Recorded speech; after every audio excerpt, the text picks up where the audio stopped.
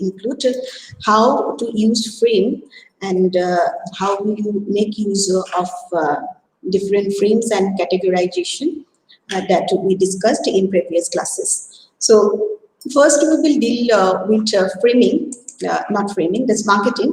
So political marketing, as I have told you that it is different from political communication, because political communication is mostly deals with the institution ideologies and you see the political actors. And when you say political marketing, it is more about campaign study of campaign strategies and campaign management, right? At the same time, political marketing also focuses on continuous political communication, because that is what is usually like defined by most of the studies, and they also equate marketing as a continuous political communication. But you see, in political communication, we focus on the ideologies and also the institutional aspect of political communication and political and policy aspect of political communication.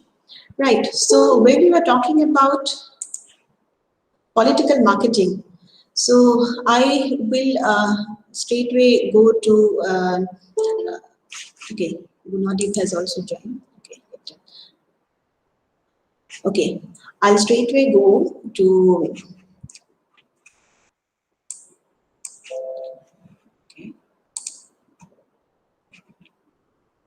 okay, so the definition of marketing, because it is more about product placement, price, and you see the promotion, the 4 P's of marketing, which are usually used in political communication also, and political marketing, the 4 P's which we usually used in political, you see in commercial, in any kind of commercial marketing, and a general marketing strategy are usually used in political marketing also. So when you are talking about these 4 P's, so we have that you see the product factor, and product factor refers to the ideologies, the institutions, the very organizations, and also the party, political party that denotes the product factor of marketing. And when you are talking about the price factor is basically related to the resources which you need in order to carry out a campaign. You say the time you need, people which you require, and then time, money, and people, which is very, very important in order to carry out a political campaign, and that comes under the price factor.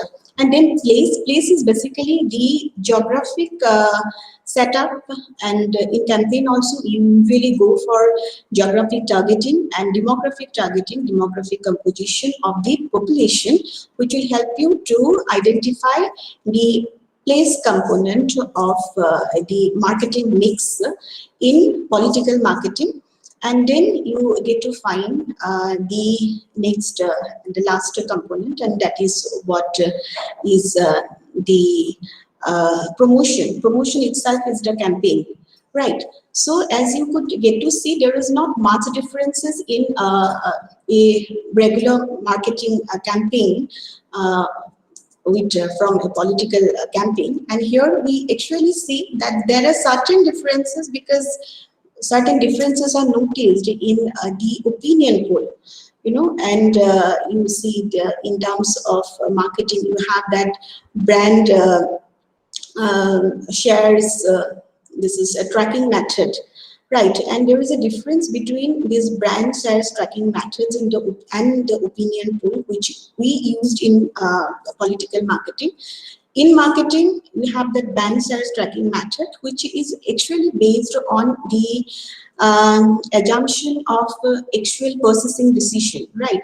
Actual purchase decision of the consumers. But here in political marketing, we get to find the hypothetical question which I usually ask to voters during the opinion poll, and that is the difference, you say, one sole difference between the general marketing or commercial marketing or mainstream marketing from political marketing.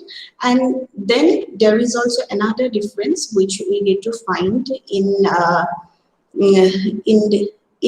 the purchasing concept, because this purchase of, you see, items and any kind of consumption is usually everyday practice. So in terms of mainstream marketing, so you see this purchasing is an everyday concept. So every day a consumer will go and purchase items, but you see, voters usually vote on a special day. So that too what also signifies the difference between the two.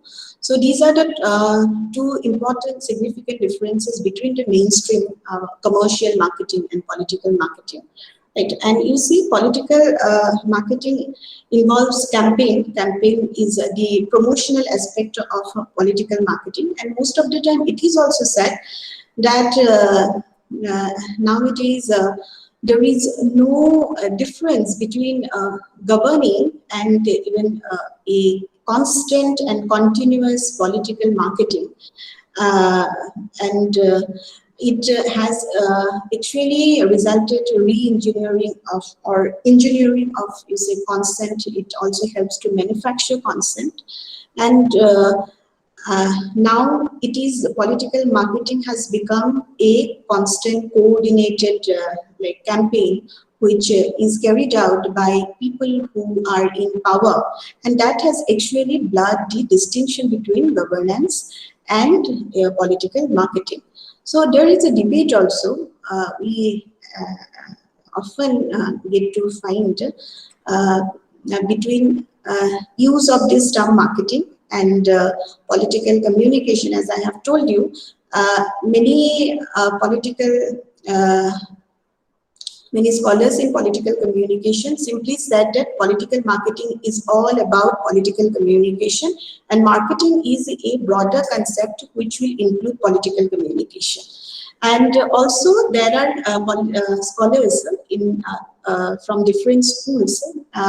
They said that political communication will involve that marketing, as political communication is a bigger concept that will include the study of institutions, study of, you know, various ideologies, and then you see the policy, various public policies.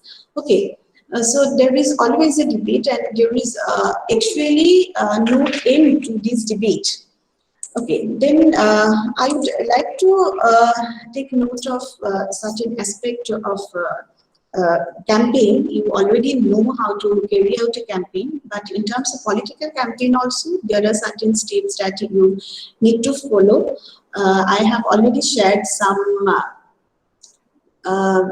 you see, videos with you, and you will go through these videos, and you will also get to find out how campaign has been formulated, campaign strategies have been formulated, and how it has how candidates or a party candidates has reached to voters.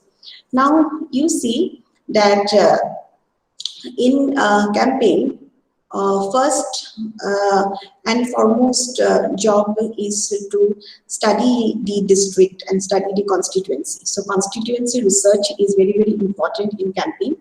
And thereafter, first I will simply tell you about the bullets. First is this constituency research and the district research. And you also have to research the candidate who is going to contest the election, right? And you will have to have some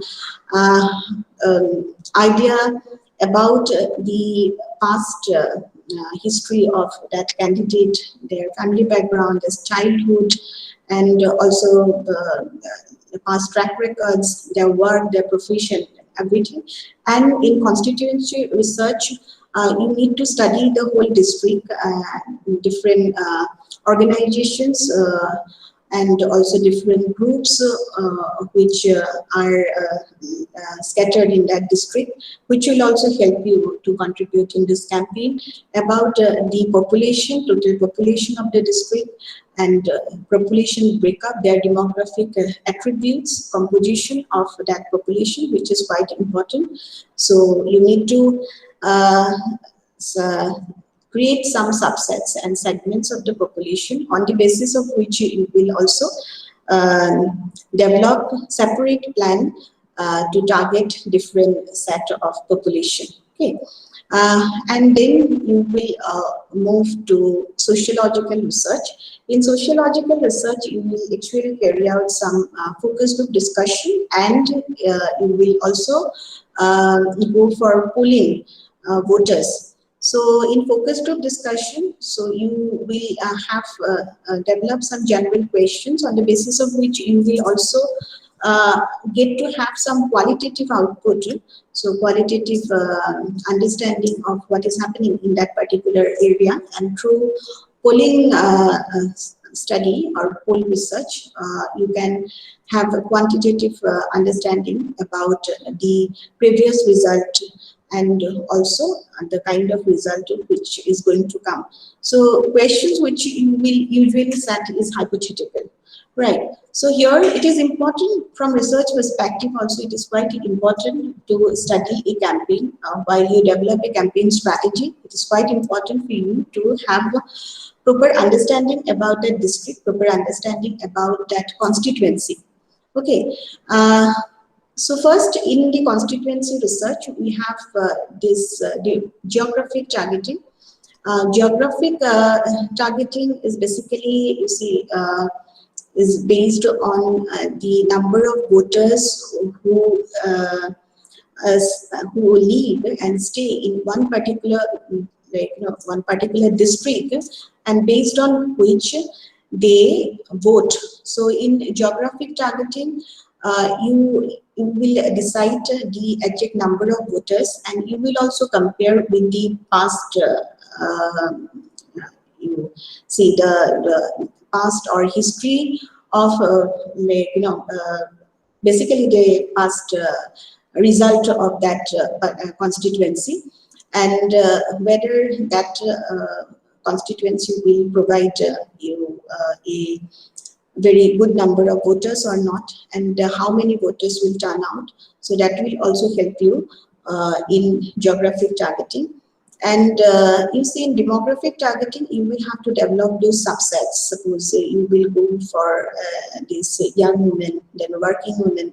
Then again, you will develop some subsets, but you have to keep in mind that subsets will not be that small. Okay, so that you can actually target voters who can fulfill your main goal and help you to accomplish that particular task. Okay, so you see, in that subset, in demographic subset, you will actually notice about this age, gender, occupation of the voters, and also their specific needs, which is quite important. Specific need of working women. Suppose they want some provisions regarding you say separate creche facilities for keeping their children, and also you need to find out how will you meet, how will you contact those voters, and that is usually decided in demographic targeting only. Okay, so in your constituency research, you will have this geographic targeting and you will have demographic targeting. Geographic targeting will give you an idea of total number of populations and your expected voter cast from that particular constituency. So which is quite important. So you will make an estimation report, you will list out. You will also estimate how many votes you actually want and you expect this time. And then you will also find out the percentage of vote cast you actually require to win that election. And whether people from the same family will vote for the same candidate or not, or because that voters from that respective household will also matter. So how many households are there in that particular geography, that will also count in geographical targeting. And to be more precise in demographical composition, you will actually look into the subsets and those the aspective identifications and other you say composition of the voters, like you have this age-based division, so then you have gender-based division, occupation-based division, and you will create subsets, and accordingly you will also try to find out their values, their attitude, and the kind of leadership qualities what they want in the candidate whom they are going to vote. So their attitude in the sense and values and attitudes are similar only. Values and attitude towards certain policies, whether they want a policy on economic development or want a policy for social protection, whether they want a policy which will give them more freedom or a policy which will give them more social protection, or a policy which is based on change and reform, or a policy which is based on, say, stability. So that is also decided in the demographic, is a demographic targeting. Okay, so you will also decide when can you contact those groups. And because you have already divided it into some minuscule subsets, but although it is a minuscule and too much of segmentization which you usually do in demographic targeting, but you need to keep in mind that these subsets will not be that small. Okay, if it is that small, then it will create some difficulty.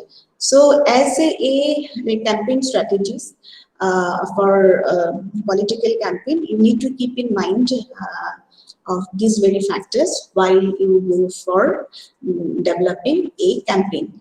And next is the phase when you actually try to develop the message. In message factor, there are different elements which I will not discuss today, but basically the message has to be, you see, very short, concise, and it has to have some contrasting element, and many a time that message should, you say, should have that issue implicated into it, so that it can actually get registered in the minds of the voters. Okay, so short message, because usually voters do not have much time to spend on one particular message, so they want a message which they can easily register in their mind. Okay, and then a message which you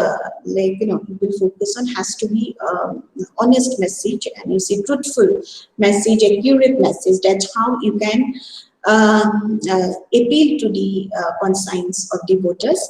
And message has to be issue based, because there are also voters who are, you say, situational voters and social voters. So there are different categories of voters which you get to find even in the demographic targeting, because you have that situational voters, you have that social voters, you have you say you have some floating voters are also there when you do not know whom they actually vote. So you need to put some issue in the message, and that should be put in a very concise way. Okay, and then you see that some contrasting element is inherent in the message, because that will help your target voters to have a choice. Okay, so when your message is different from the message which is developed by another group of campaigner or opponent, then voter will have a significant choice over the two message.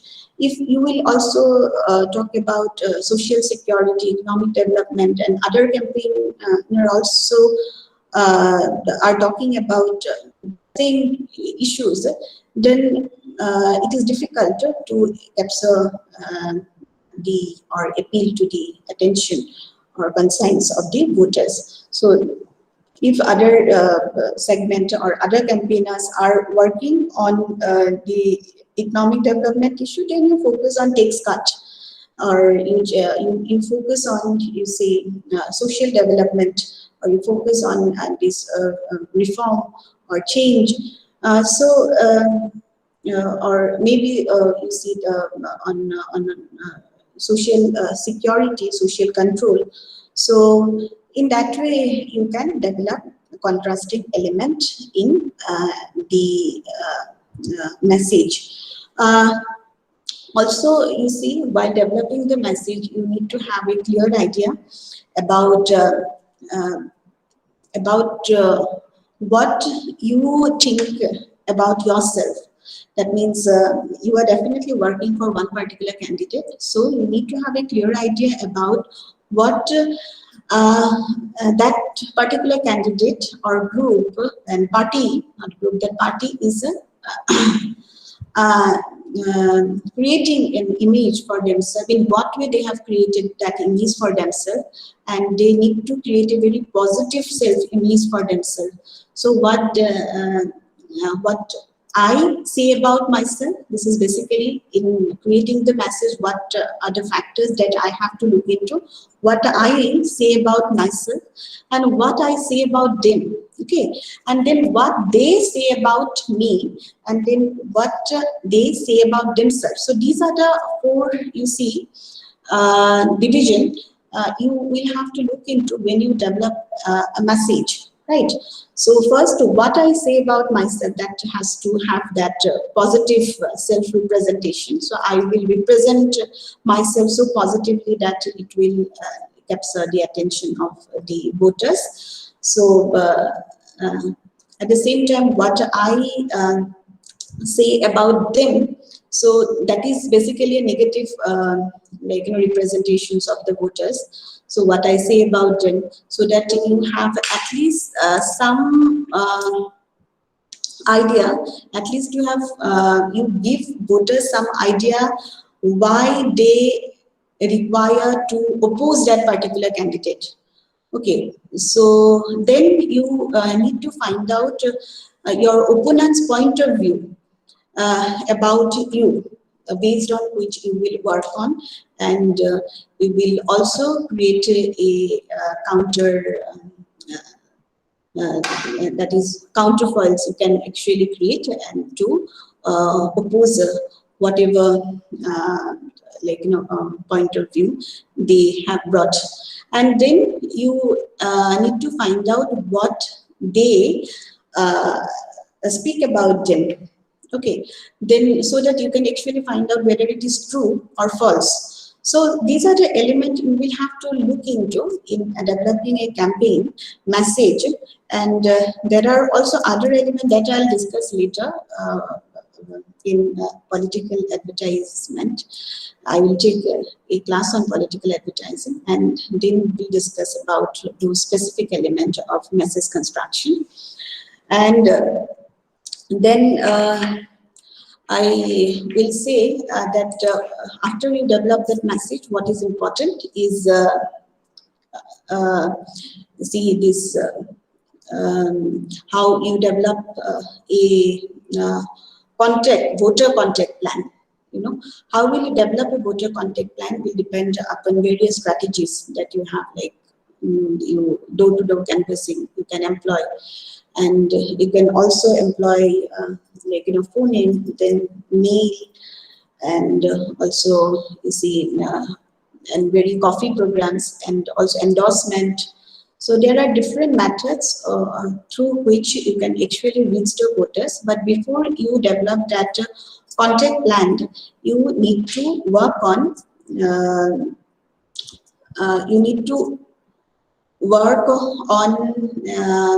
the resources which you have, like you have time, you have money, and you have people. So these are the resources which are very, very important, and how much resource you have, and whether same resources can be used for accomplishing the same task in different constituencies. So it is quite important.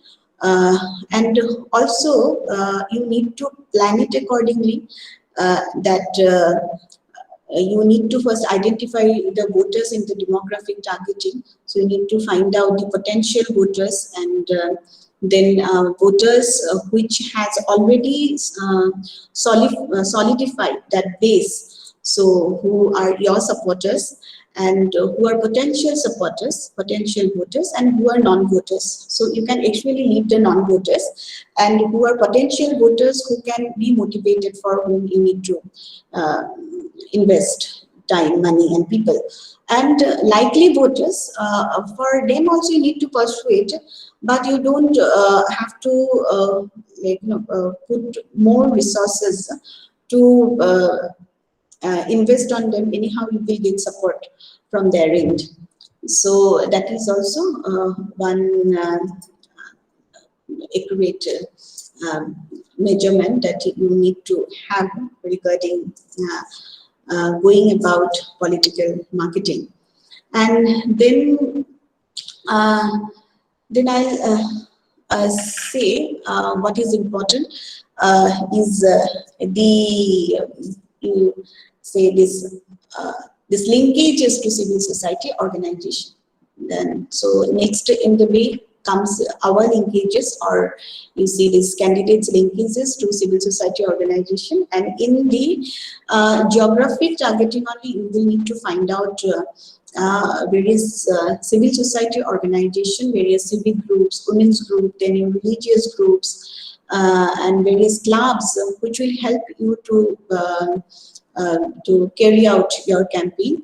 And they are basically contributor. They can also contribute in terms of generating funds. So you also need to think about how to raise the funds, right? So, and for that also you can recruit some volunteers, and fund can also come from different sources. And there is also one manual I have read on public funding for election. So that I'll share with you, and I'll discuss about it later.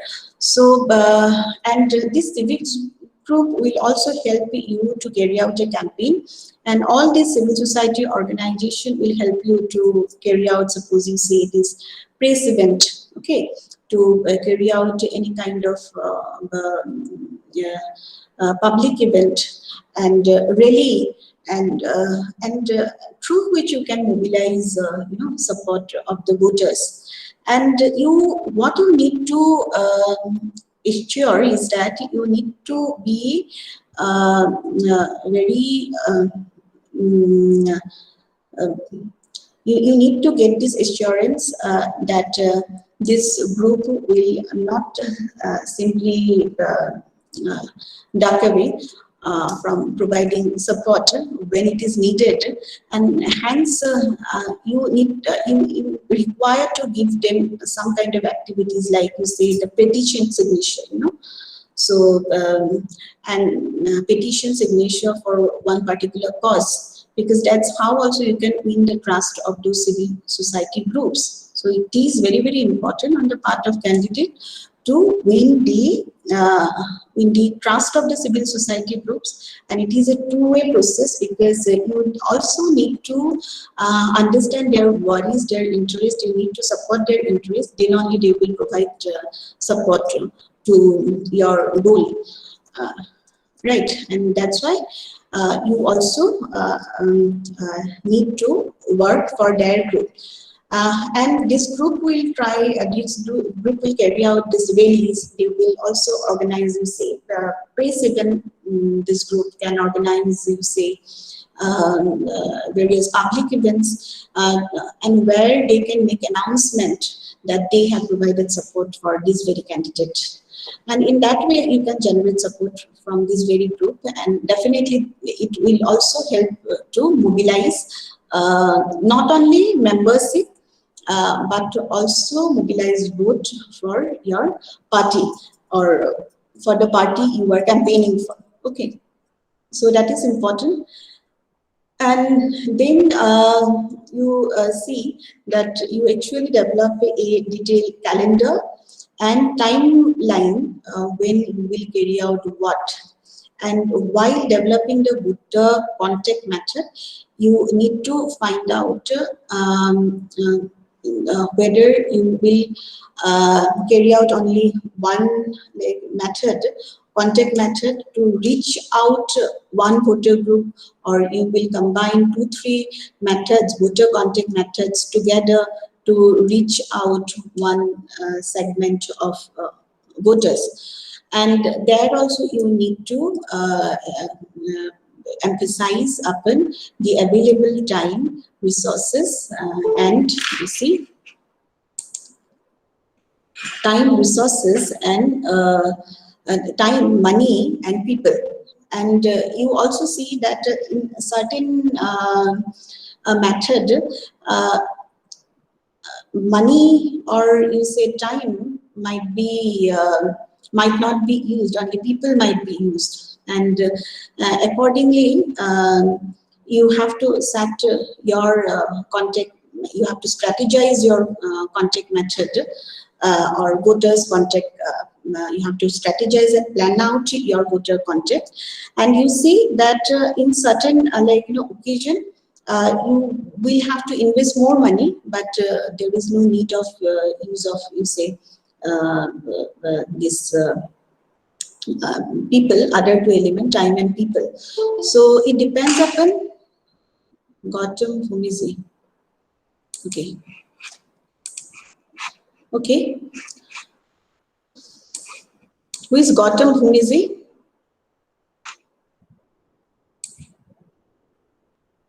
Who is Gautam Fumizi? Okay. Okay, so this is important. This is quite important. Are you there? Yes, ma'am. Yes, ma'am. Yes, ma'am. Okay, you understood what I have communicated? Yes, ma'am. Okay, okay. Okay. Okay, then we will have some understanding about, you say, so this is basically about, you say, political marketing. So I'll take another class on political marketing. I'm giving you some brief idea about how we go about, develop a campaign. And we often say that political marketing is different from political communication, and how it is different from communication, political communication, and that is also important. So you need to put some argument how political marketing is different from political communication. And then you see that we'll move to political journalism a bit. And let me tell you that I need to take another 5 classes, 4 or 5 classes. Okay. Who is this Gautam Fumiji? I have actually found the person Gautam Fumiji. He's trying to join. Okay. Okay. Regarding we have no idea. Sorry? We have no idea. Okay. After that campaign, deny entry and simply. So after this, we'll discuss about journalism, political journalism. So it is one term which has been used differently by different scholars, because many a time it is also said that political journalist is a advocate. It is equivalent to advocacy journalism. It is also equivalent to crusader. Okay, and it is also equivalent to, you say, PR, you say public relation, and also it is equivalent to peace journalism. Okay, so when you say political journalism, basically we say journalists who report about those government institutions and public policies, right? And here also you are supposed to have some understanding how political journalism is working on this concept called, you say, framing, and you say scheme various categorization, and also you say scheming of stories. Okay, so when you're talking about the journalists, because journalists are those who take decisions on the, not journalists, political journalists are those who take decision on what story to take, how to make a package, and also how to create a report which will help people to be self-governing, right?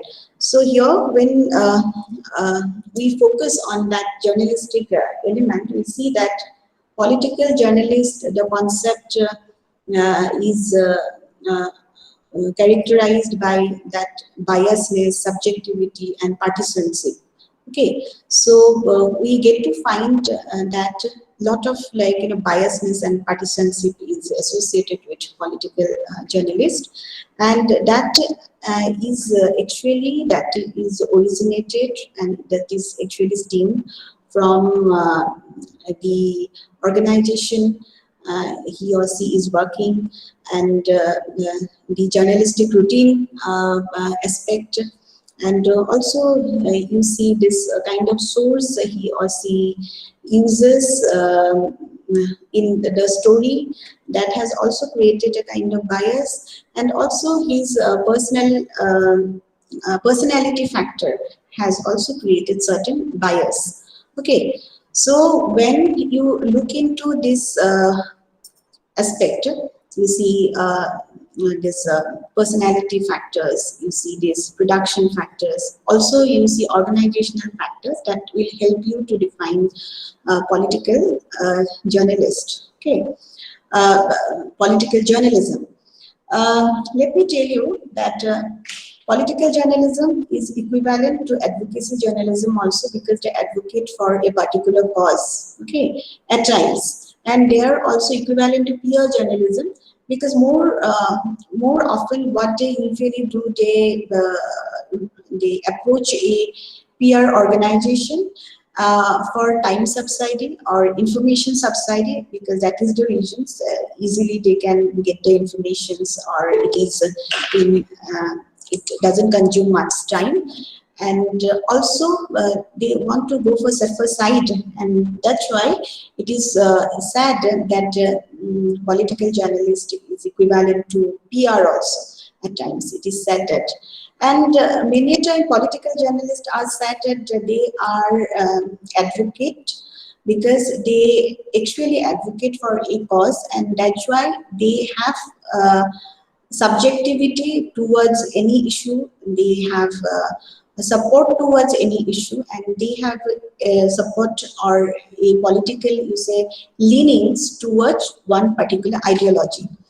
Okay, so we will discuss about certain factors here in order to understand the concept of political journalism.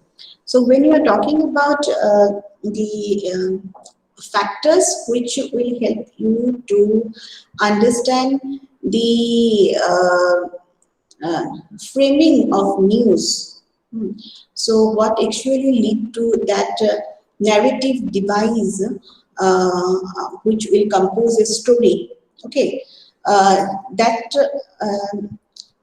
like to understand that also, you will have to study different factors like the source factors, production factors, journalistic production factors, source factors, then organizational factors, the whole macro environment. Okay, and also the personality factors of the journalist. Hence, I will focus on these very factors which will help you to understand the framing of one particular story, and also help you to understand the concept of political journalism. Okay, so you actually see that first is the macro environment that will determine the autonomy which a news organization or a newsroom could exercise. Okay, So when you see the macro environment basically composed of, you see, social, political, and economic environment and economic atmosphere, which will influence the news report, and also that will provide an impetus uh, to work independently, to impetus to one particular news organization, work independent, work autonomously. Okay, so it is quite important, and this macro environment is also facilitated by, you say, the organizational factors. When you say organizational factors, what is important here is that you need to find out the certain factors like the editorial orientation of that organizations, whether that particular organization is a public broadcaster or an activist organization or an independent media or an alternative outlet, media outlet. So that will help to frame one particular story and help to set the agenda. Okay, and then second is the commercial orientation of that news organization and newsroom. That will also help to decide the frame of one particular story.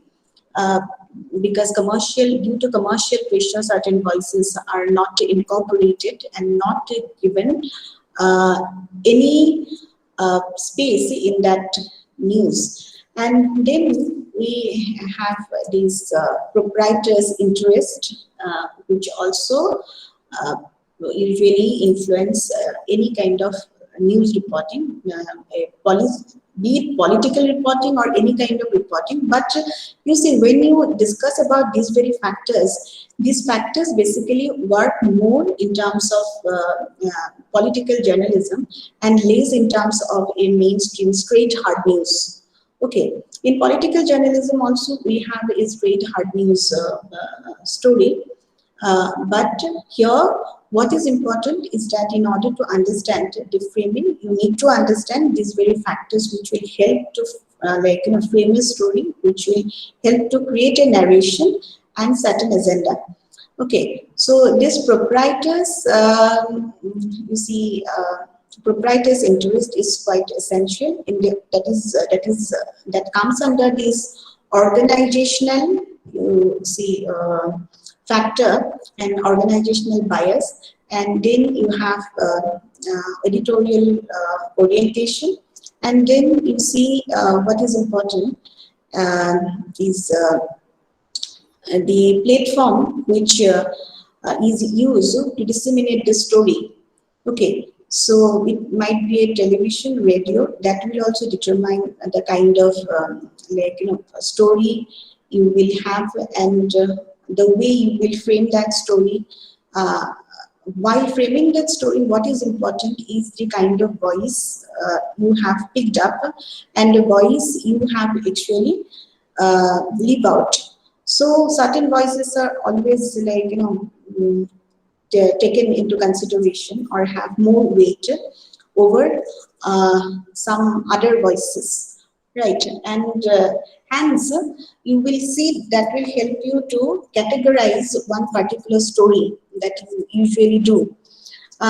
Then in the next section, we have this element called production aspect, and production related bias is there, which is usually created by, you see, the story format. When you decide about the story, what kind of story you have taken, and story for different platforms and format which you have chosen, that will automatically take some biases. Suppose if you go for talk shows is more dialogical, right? Or it is also more conversational. And it has that flexibility. It has some demerits also because it doesn't provide a solution nowadays. It emphasizes more on talk. Right, but it is less expensive and it is also very cheap to produce. So definitely the format will determine the kind of biasness and subjectivity which is associated with uh, the uh, the frame. Okay, and then you will see uh, you have in then you have that angle. You have to decide the angle, which will also help you to understand the biases and the kind of information which you will take and information which you will leave out. Okay, which is very important. And then the kind of source which you will pick out to cover that particular story.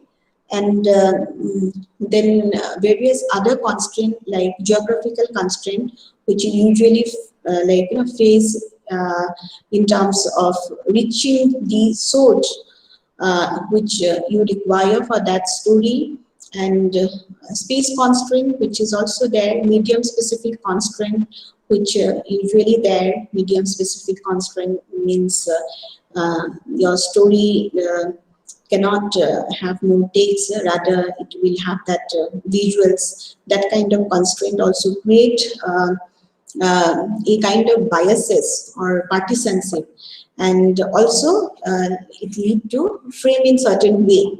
Okay, then you say that space constraint is also there, because of which certain voices are not heard. Even suppose a more significant story also gave less significant story won't reach to audience just because of less space, because that is a production decision to use a story and put a story which can fit into that space. So certain voices, in that way, certain voices are completely left out. Okay. So you see that in that way, in political journalism, production factor has also um, created certain biases, and you see this mm, subjectivity, which will further lead to you see frame a story in certain way. And then you have this source bias. When you're talking about source bias or source partisanship, you see these geographic availability of source, whether source is available across the length and breadth of the country, and legitimacy of this source, which is very, very important. And to understand the kind of bias and partisanship of that particular source, and to what extent that source can influence your story. Okay, and then what is important is the strength of the source. More the source will be passionate, more that source can influence one particular story, or the intensity of you say advocacy in your story will be more when the source is more passionate, more involved in any kind of event or any kind of issue. Okay, and then you see this relationship of journalist with the source, that will also determine the intensity of advocacy in one particular story and the way you frame the story, because that helps you to determine the agenda uh, uh, to pick out. Okay, an agenda to prioritize. And then what is important is uh, the personal factors which also help to set the biasness or personal attributes of the journalist, his age group or his or her age group, his or her education, and then years of experience, which will usually influence the way they write the story, they look at the story. As I have already told you, they might have support for one particular issue, or they might not have support for one particular issue. And that is entirely dependent upon the personal attributes. And then their political leanings, political affiliation will also help to find out the biasness and help to set the agenda and frame one particular story. And you see, uh, uh, uh, their knowledge of one topic, which is also significantly influence the story, and which will also help to frame a story, and that is dependent upon the increasing and decreasing of source availability. Most of the time we see knowledge of the journalist, it also based on the availability of the source. And in certain kind of report, if you see this health communication, where writing a piece for health bit, okay, and you were writing a piece for science bit, definitely you will need to have expert comments, and there you will actually create a theme that is called thematic structure, where you will align, you will link expert comment with direct observation of someone uh, who are involved in that particular event. And otherwise, it will lead to bit parochializations, or you can actually see too much of advocacy of that particular report. Okay, it is hence it is also important to find out, is there any alternative perspective available while framing a particular story. Okay, so these are the factors which will help you to basically understand uh, the, you see, scale of advocacy for one particular story, to understand, create a categorization in the kind of events that surrounds us, and also to create a frame for a story, to create an agenda for a story, to create a discourse in the media, and also to build an agenda and create a salience uh, to one particular issue which you consider that it is important. That's how you see it is. Like, okay, redressing has a Rudra. Yeah. Any question, Rudra? Mistakenly Okay. Okay. tap on that. Okay. So that is important. And then we. Okay, I'll discuss about this frame.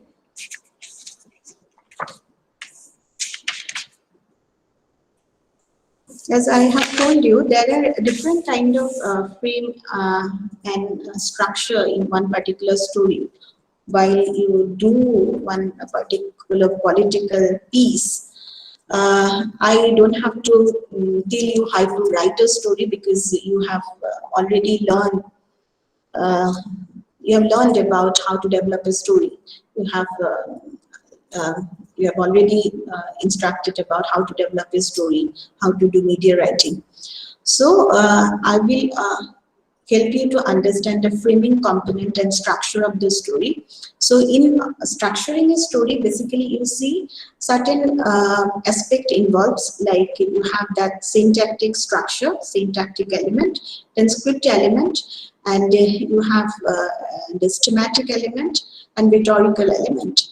So while you actually go develop the story, you will find out the syntactic element, which is basically, you see the pattern of word arrangement and phrase which you use. So this kind of structure of the story is important for you to even knowing the structure of the story is very, very important in order to evaluate any kind of news story which you are assigned, and also to develop a story for you. Okay, so when you say syntactic structure is basically the pattern of arrangement of words.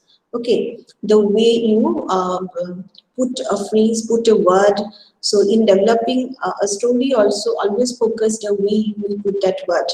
Okay, So that will create a significant influence on the audience. And then second is script structure. Script structure is basically, you say, newsworthiness of that particular story, where the newsworthiness, where you will actually focus on news values, and you know about news values which helped you to frame one particular story, how newsworthy that story, and what you intend to communicate, with your audience. Okay.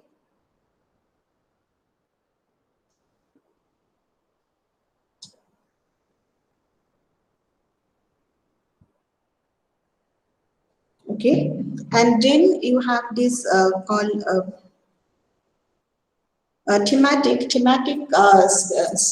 structure.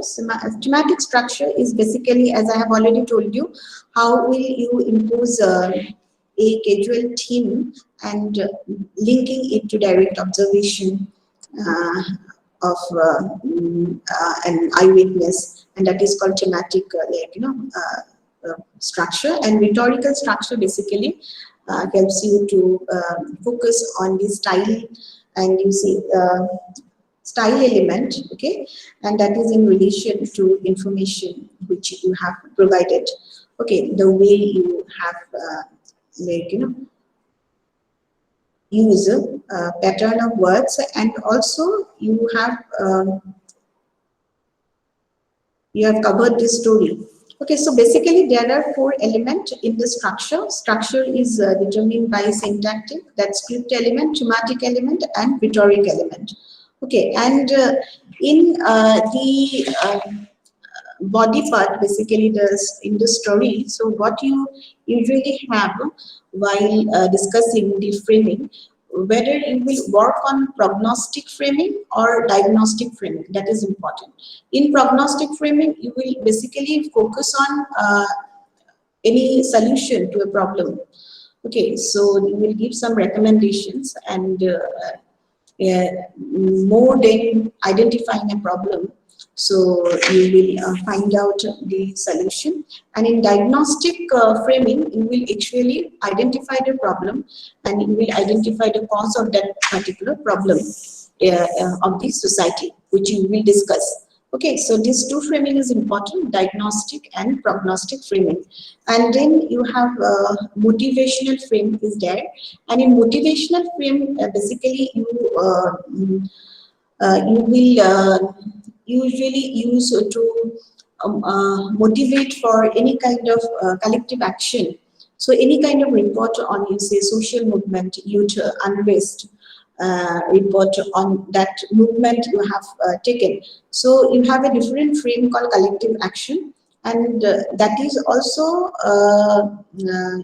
you say that can be equivalent to motivational frame, which will help to motivate audience to join hand.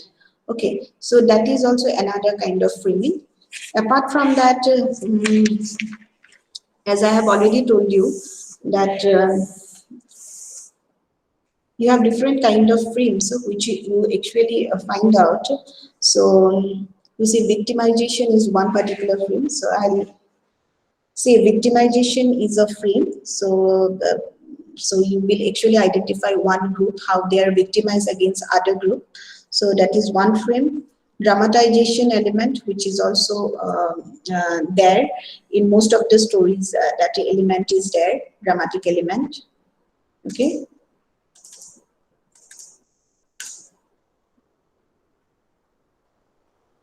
And then you see humanitarian frame is also there. So where you actually praise people who stand up for the plight of one group, and also they condemn certain policies which infringe the rights of the marginalized, and also you say reference to authorities.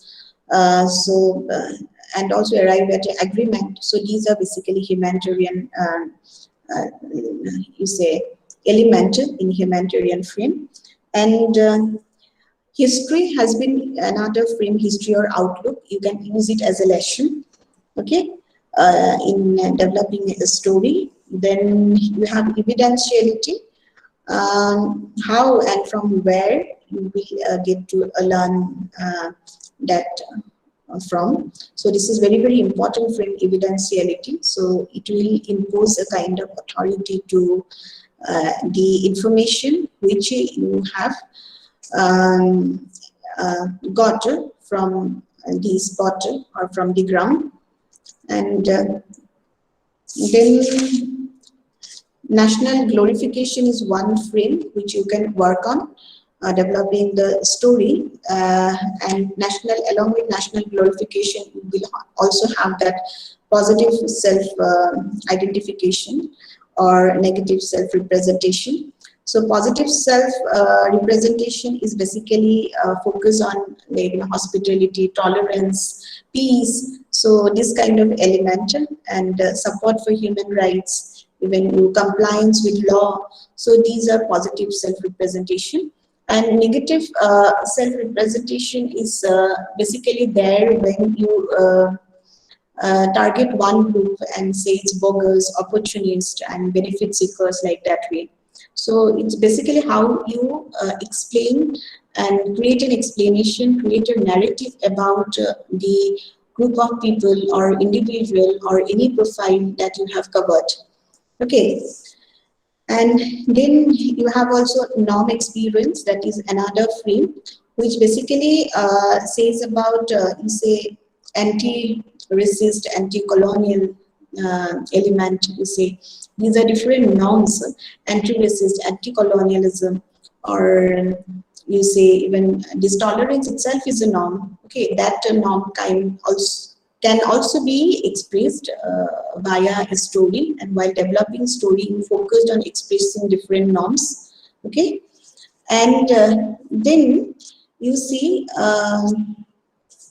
legality, illegality is one particular frame when you discuss legislations, and when you say you actually develop the report of a session in the parliament, and you discuss a bill, and when you oppose government, so legality and illegality frames could also be used. And there you can also use action and interaction, like you can accuse a party, you can accuse a government, or you can even criticize the government for certain policies. You can also address certain problem, and you can provide arguments in favor of some cause. And then also you can raise awareness. You can even call something like, any kind of call anything to parties' attention. And then also you will formulate a plan, or you provide some recommendation. Okay, and then you see that I have given you more frames, but today I will not take into account those very frames. One is situation description, which is a very important frame. You will actually describe the situation based on which you will work. Actor description is there. Actor description is basically a profile story, which will go with doing any kind of, like, profile, covering any profile of any person. Okay, and thereafter also we have certain frame that I'll tell you. We have a personality profile, which is there, and wrongdoing, which you can expose, that comes under legality, illegality, and a reality check, where you have a close look into the veracity of a statement which is made and information given. Then also you say, in terms of policy explored, in exploring the certain aspect of policy and impact of that policy. And then a trans story, ongoing trans story, you can also carry out. Horse race, who is winning and who is losing, that you can work on. And then you can work on the explanation of the process of something and how something is working. Okay. So these are basically conflict and consensus, and you say human interest is very important frame, and these are news values also. Conflict between groups, conflict between individuals, between regions, that can also help you to develop a very good story. And also conjecture, basically speculation, what is to come. Okay, so whatever PDF or videos I have shared with you, you will try to find out certain frame which I have already discussed with you. And based on that, you can develop a story. So structure, structure related elements like syntactic, that script, and how you will convey the newsworthiness of that event and link it to your observations and quote which you derive, and you get to, like, interview some person, and then also you can derive some quote and make it newsworthy, and that's how you can work on the script structure. And then theme structure. Theme means, as I have already told you, this is basically to impose a casual theme and link it to any kind of statement and direct observation. Okay, and then rhetorical, the way, the style, which style you will follow. Okay, so style, in the sense, there are different style to do a political story, you see.